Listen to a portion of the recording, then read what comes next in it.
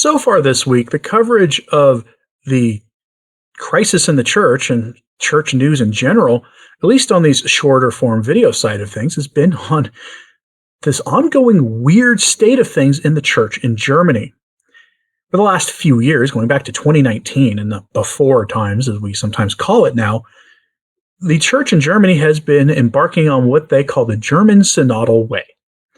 This makes the synod on synodality seem conservative by comparison.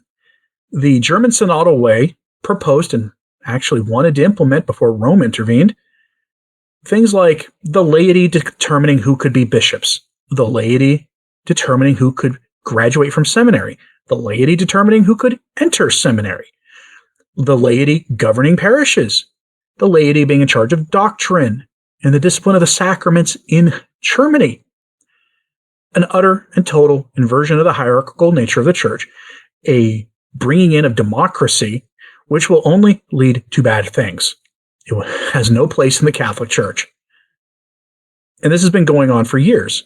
And Rome has kept telling them to, you got to go with the universal church, gentlemen. You have to. You can't just do this on your own. This has led to whispers that the Germans will go into schism. When you dig a little bit beneath the surface, what you have going on in Germany is a bare majority or close to majority of bishops who are loud and powerful, directing the rest of the bishops to go along with them. When votes don't go their way at their synodal meetings, they will hold new votes as if it was a parliament and essentially force the bishops who don't want to go along with things to reluctantly go along with things. That typically is how things have played out. And some of these bishops have had a change of heart. Now, I'm not suggesting that these bishops are defenders of orthodoxy, traditionally minded. For all we know, they may very well be Bergoglian on all sorts of other things. They may themselves be modernists on all sorts of other things, but they have had enough of the German synodal way, it appears. We go to one of the highest rated, most trusted news sources in Germany for this article. Die Tagespost gives us this headline. 4 bishops confirm will not participate in future synodal body. They are de jure neither members nor sponsors of the synodal committee, writes Bishops Hanke, Wunderholzer, Oster, and Welke in a letter to the synodal committee. These are 4 of the highest profile bishops in Germany, and they have been the ones against the Synod on Synodality, or at least the German synodal ways version of the Synod on Synodality, while typically expressing support for things that Pope Francis was doing and now Pope Leo XIV was doing. I reported to you just a few days ago that there was one German bishop, Welke, one of these here in this story, who was hoping the church in Rome would put a stop to what's going on in Germany. That they was hoping that the Holy Father would come in and put a stop to things. I reported to you right after Leo XIV became Pope that the German bishops were not exactly enthusiastic about him. That they felt he would be slowing things down or stopping it altogether. And they hinted that they would be willing to go into schism to pursue their reforms of the church. We'll see how that goes and how that works out for them. Typically, threats of schism don't usually go well for those making the threats of schism, especially when what you're threatening to go into schism over is widely considered to be heresy. Let's go to the article for the details. Quote, the German bishops will not participate as a unified body in a future synodal body at the federal level.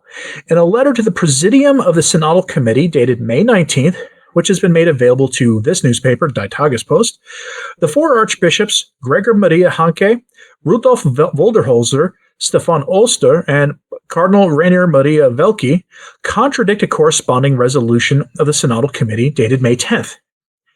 Here, a body that cannot claim any canonical authority has decided that all diocesan bishops in Germany, including us, should be members of a future body, the bishops stated. They noted this with surprise and asked that it be made clear in the future that only 23 diocesan bishops belong to the Synodal Committee. The Synodal Committee is based on a resolution of the Synodal Assembly, the Synodal Path, which in itself has no legal binding force. The Synodal Committee had previously stated in a press release that it had decided that in a future synodal body, all members of the Permanent Council of the German Bishops' Conference and the same number of members of the Central Committee of German Catholics should be represented. In their letter to Bishop Georg Botzing, the chairman of the German Bishops' Conference and the chairwoman of the Central Committee of German Catholics, Ermestetter Karp, the four archbishops emphasized that they do not consider themselves a member or a sponsor of the Synodal Committee and are not de jure either. The committee is supported by the ZDK and an association founded for this purpose by some dioceses in Germany, the bishops continued, who had refused both to finance a synodal committee and to participate in it. End quote.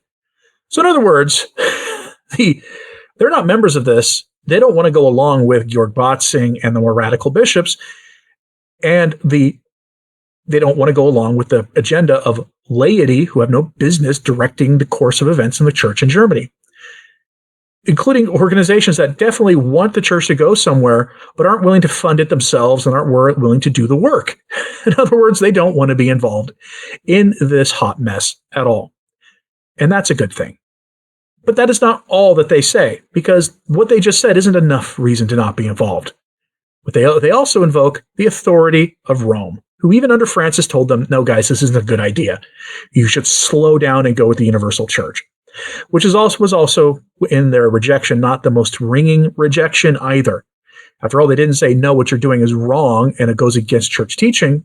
What you're doing is wrong to go alone. Massive difference. Keep that in mind as things continue to unfold under the new pontificate. Here are the details of that, though. Quote, furthermore, the four bishops reiterate clear instructions from Rome. On July 21st, 2022, the Vatican declared that the synodal path does not have the authority to oblige bishops and the faithful to accept new forms of governance and new doctrinal and moral orientations. On January 23rd, 2023, several curial cardinals made it clear in a letter that neither the synodal path nor anybody established by it, nor any episcopal conference has the authority to establish the synodal council at the national diocesan or parish level. Pope Francis reaffirmed these statements on November 10th, 2023, by pointing out in a further letter that the constitution of a synodal committee to prepare a national advisory and decision-making body had already been prohibited by the previous letter, which he had approved in a specific form. He reiterated that such a committee, in the form outlined in the resolution text, could not be reconciled with the sacramental structure of the Catholic Church. At the beginning of 2024, a letter from Rome, signed among others by the current Pope, then Cardinal Robert Prevost, again clearly stated that the Synodal Committee is not legitimized under canon law and the German Bishops' Conference cannot assume its sponsorship. The four bishops continued. The tolerance of bishops' participation in the work of this body, which was achieved during the meeting with representatives of the Roman Curia on March 22, 2024, does not change this. Based on these and other stop signs from the Holy See, they consider the work of the Synodal Committee on the preparation of a national synodal body to be ineffective. Finally, the bishops declared in their letter that they would continue to do everything in their power to promote Roman synodality in our dioceses, especially through dialogue, listening together to the Holy Spirit, speaking freely, consultation, protected spaces, and structures for consultation processes, as well as through affirming the common foundations in the faith and teaching of the Church and the conviction the common celebration of the Eucharist is the source and summit not only of the Christian life in general, but also the source and summit of authentic Catholic synodality. End quote. Again, as I said, these bishops resisting are not the most hyper-orthodox of the bishops. After all, they're invoking the newfangled synodality coming out of Rome these days, which isn't exactly a orthodox thing in itself. The church is hierarchical in nature. And yes, if synodality just meant listening to those who don't typically get listened to, it'd probably be fine, but it's clearly not about that. It includes a lot more than just listening. It involves putting lay people in positions of governing authority in the church, something the Catholic Church has never and should never endorse. You can't really endorse. And yet they're trying it anyway. But to give you an idea, what the Germans are proposing is too much for those four bishops who are saying no to this.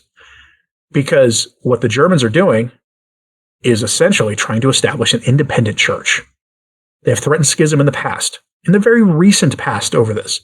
They threatened schism just a couple of days before we had a new Holy Father elected. They threatened it during the interregnum. It wasn't that long ago. It was like 3 weeks ago. I'm curious if you think this, if you're surprised, though, to see bishops in Germany resisting the German synodal way. Are you disappointed that it's not more bishops? After all, it's only 4 listed here. Or does that seem about right? And that, are you surprised that those resisting are really only resisting the excesses of Germany, not the excesses of the concept of synodality as it's been communicated to us, at least thus far? I'm curious what you have to say about this, so let me know in the comments, please. Hit like and subscribe if you haven't. It certainly helps. So does sharing this on social media. That helps a lot too. And as always, pray for the church. I'm Anthony Stine. Ave Maria.